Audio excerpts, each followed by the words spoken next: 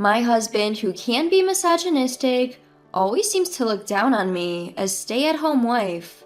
He would threaten me with divorce the moment I try to speak up for myself. "Try me and we're getting a divorce," he'd say.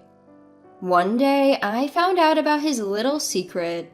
From that moment on, I lost all the respect I had for him, and I decided to change. I am no longer the submissive wife that he can look down on. With the divorce paper he prepared in my hands, I began my plan to get back at him. My name is Megan. I lost my father when I was in high school, and since then, it's been just me and my mother. Thanks to the money my father left us, I was able to attend an IT vocational school and somehow managed to enter the workforce. Finally, I can pay back my mother. Just when I was beginning to stand on my own feet, my mother passed away from a fatal heart attack. Left all alone in the world, my savior appeared, who is my current husband, Scott. After I started working at my current company, Scott took it upon himself to guide me, a novice in the corporate world. He was there for me when my mother died, voicing his concern for my mental health, urging me to rely on him more. From that point on, I turned to Scott not just for work-related advice, but for personal matters as well. Scott always seemed to be there, leading the way for me. "Megan, you really can't live without me, can you?" He would say that frequently after we officially started dating. And then he proposed. "From now on, I'll protect you for the rest of our lives. Let's get married." At Scott's suggestion, I quit my job after getting married to become a full-time housewife, maintaining a sweet home so my husband can go to work without worry. This became my new job. However, living up to Scott's high standards was tough, and I struggled to keep up with his expectations and household chores. "Hey Megan, what were you doing all day?"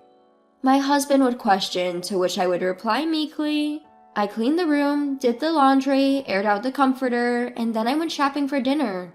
I spent some time making beef stew. How's the taste?" "It's okay, but did you really clean?" "Huh? Why?" "There's dust on this shelf." "Oh, I must have missed the spot. I'll be more careful next time." "If you're home all day, at least make sure the housework is done right." I'm sorry." Scott maintained a superior-inferior dynamic, just like at work, even after our marriage. At one point, he criticized. "Hey, what's up with this meat and potato stew?" "Huh? Is it bad?" "Why is there pork in a meat and potato stew? It's supposed to be beef." "We always made it with pork in my family." "That's because your family was poor and could only afford pork, right? Are you saying my salary is not enough?" "That's not what I meant." Scott would severely scold me if anything didn't go his way, and often belittled me for being a child from a single-parent family without common sense. He started spending his weekends out alone. "Hey Scott, where do you go every weekend?" One day when I asked him this, Scott's mood quickly soured. "Why do I need to report my whereabouts to you?" "It's not a report. I just wish we could spend more time together as a couple on weekends." "You have all day, every day to rest at home while I work tirelessly. Let me spend my days off the way I want." "I'm not asking you to take me anywhere. I just want us to spend some quiet time together." "That's exactly what I can't stand. I married a woman with no special talents and even let her be a housewife. All you need to do is keep quiet and do housework for me." Scott mumbled and stormed off to the bedroom. The next day, he handed me a piece of paper. It was a divorce notice, with Scott's name already filled in. What does this mean?" In shock, I quickly questioned him. "You don't even understand what this is? Guess single mothers don't even teach their kids some basics, huh?" "Scott, do you want to divorce me?" "This is a warning. It's because of that insolent thing you said yesterday. If you dare to express your opinion to me like that again, I will divorce you right away." "But why?" When he said that, I found myself unable to respond. After all, I have nowhere else to go, as I have no family to fall back on. Since then, every weekend when Scott would leave, I had no choice but to quietly see him off. One day, as I was cleaning the house as usual, I noticed that his computer was still turned on. When I looked at the screen to turn it off, a homepage of a hotel resort caught my eye. Could this possibly be a couple's trip? My mood brightened all at once. Despite all his harsh words, Scott cared about me. From that day, I put more effort into housework than usual, waiting for Scott to bring up the topic of the trip. However, no matter how long I waited, he would not mention anything about the trip. Out of curiosity, I began to check the home computer more frequently. Looking at the browsing history, it seems like Scott was still searching for hotels. I wondered if he was seriously selecting an accommodation for us. One day, while periodically checking on the computer, I noticed a completed reservation notification on a booking site. The reservation was for this upcoming weekend. Finally, he must have finished selecting a hotel for us.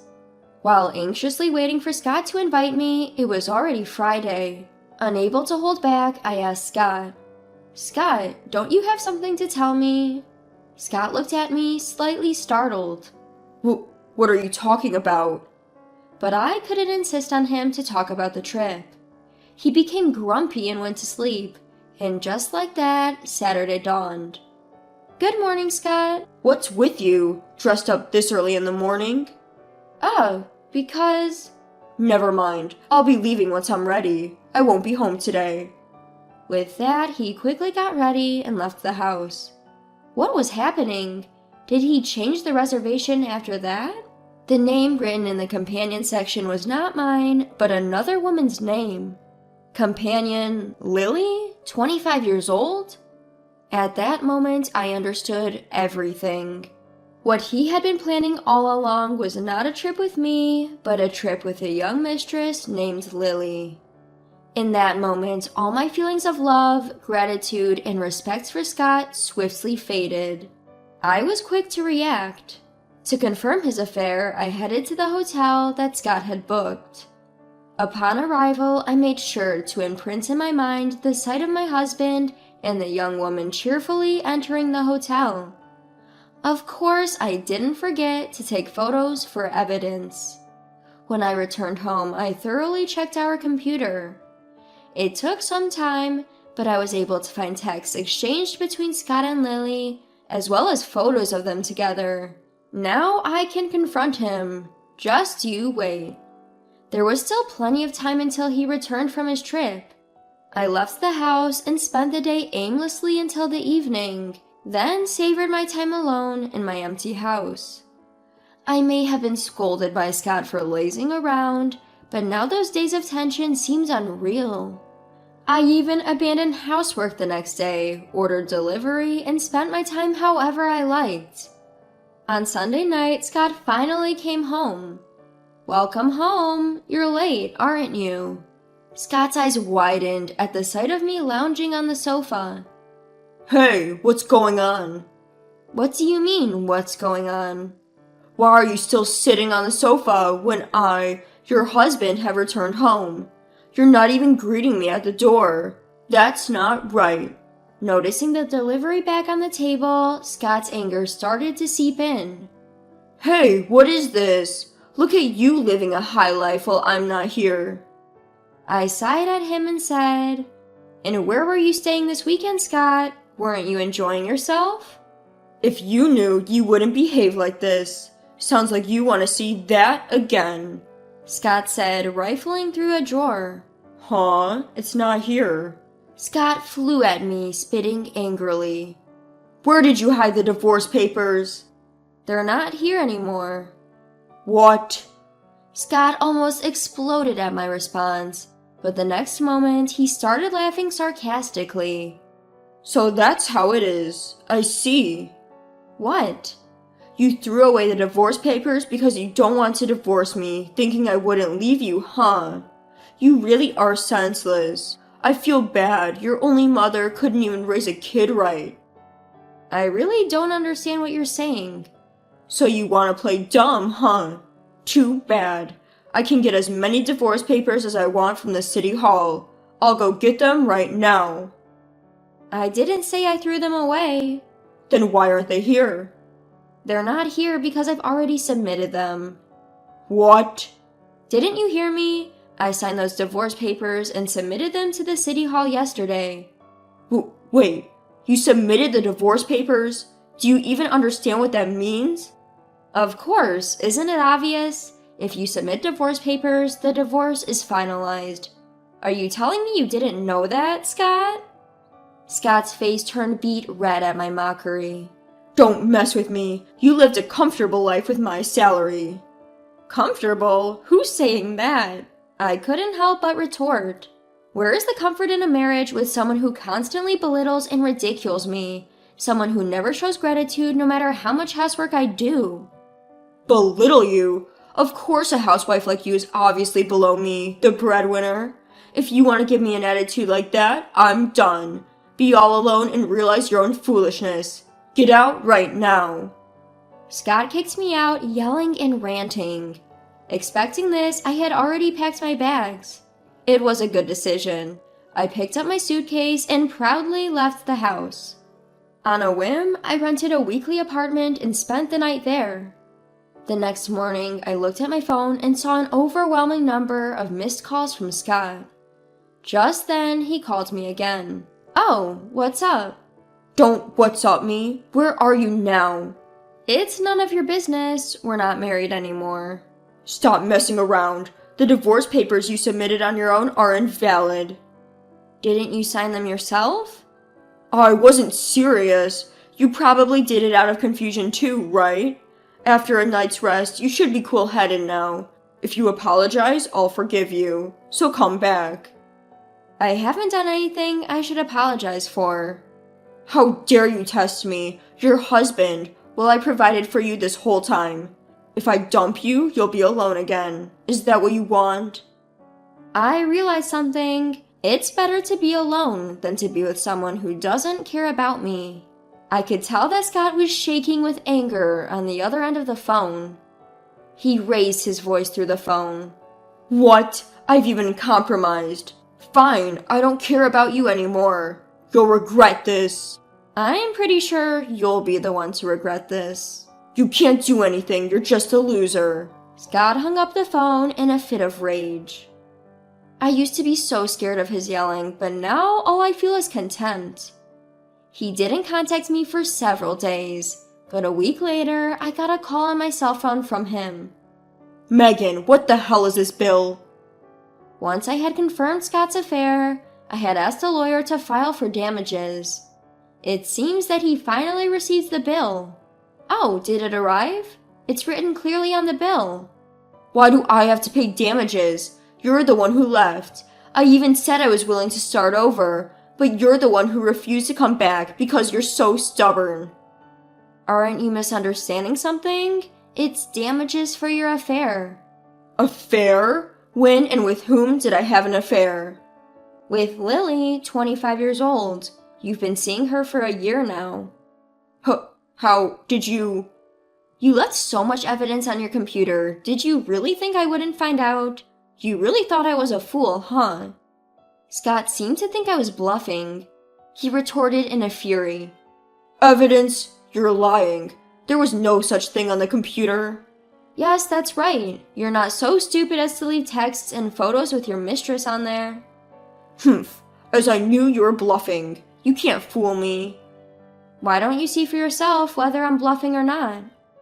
I sent Scott the evidence of his affair. Upon seeing it, his tone of voice suddenly became frantic. How did you get this? I'm sure I deleted it. Indeed, all the data had been deleted from the computer. But Scott completely forgot that I had graduated from a vocational school with a certification in IT.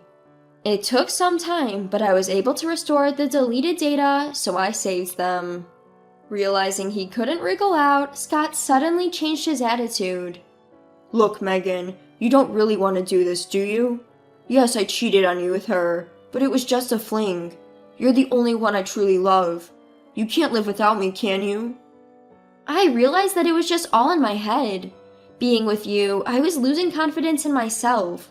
Far from being protected, you were tearing my self-esteem to shreds. You just have victim complex. In reality, if it weren't for my salary, you couldn't live, could you? Of course you'll receive some harsh words at times. I can't stand the thought of you, who betrayed me, living your best life. I'll make you take responsibility for what you've done. That's what the charges are for. He finally sensed that I was determined and switched back to being verbally abusive. Fine, I'll pay. I didn't know you were such a nasty woman. I felt sorry for you being alone, so I got together with you, but it was a big mistake. Right back at you. You chose me because you thought you could control me, right? It was a big mistake that I didn't see it through at the beginning. You're probably with your mistress Lily because she's young and does what you want, right? Pay the damages quickly and go get with her.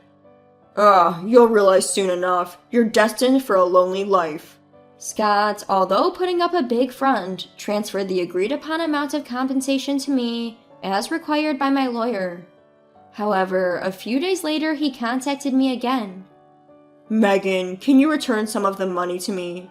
What? I couldn't help but raise my voice. I've never heard of returning a compensation fee. Besides, even after paying the compensation and dividing our property, you should still have plenty of savings left, right? Well, that's the thing. My savings are running low. That's why I've swallowed my pride to ask.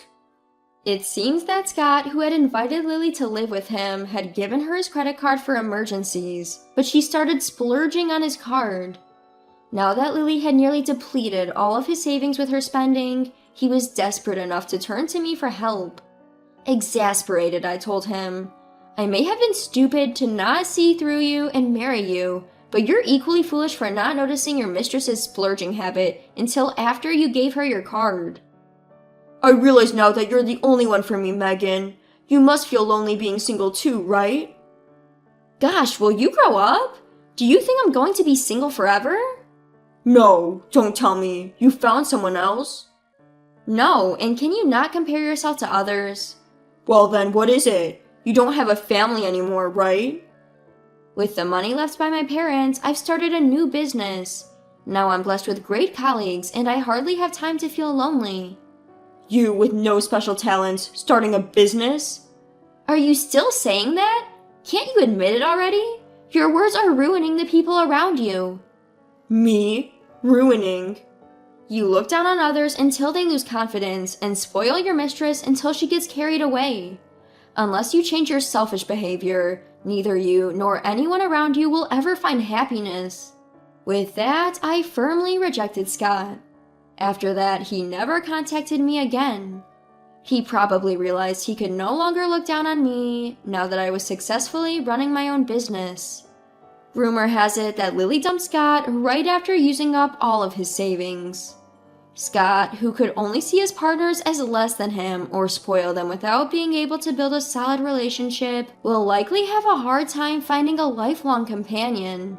If anyone is destined for a lonely life, it's Scott, not me. With that thought in mind, I devoted myself to my work once again today.